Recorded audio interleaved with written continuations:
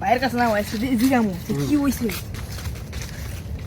ভাই হ্যাঁ ভাই ফেসবুকে সব কি শুরু হইছে দেয়া তো কোনো মাথা নষ্ট হয়ে গেছে ভাই কি শুরু হয়েছে? কি শুরু হইছে জানেন না আপনি জানি তো অনেক কিছু জানি, দেখতাছি শুনতাছি, আবার নতুন করে কি শুরু হয়েছে?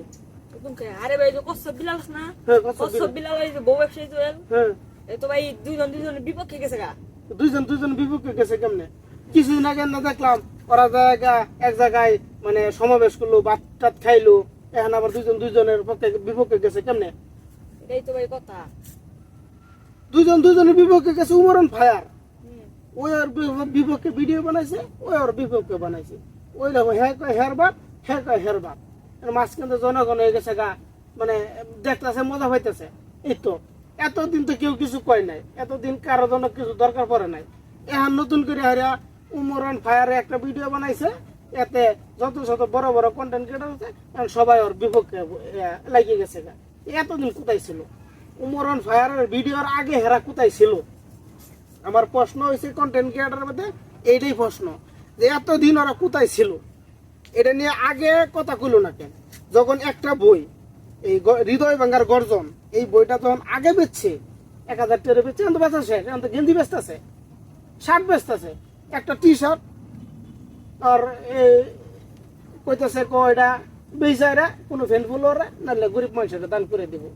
তো এই যে আজকে যে শুরু হয়েছে এই ভিডিওটা, আগে বানায় এরা এটা সতর্ক করলো না মানুষেরা, অন্ত মানুষ বই কিনে শেষ করে লাইছে। আর যারা বিল্লালের ফ্যান ফলোয়ার আছে, যারা ভালোবাসে মন থেকে, ফেগরও যত কিছুই খুব লাভ নাই, ওরা যাইবই কিনবই।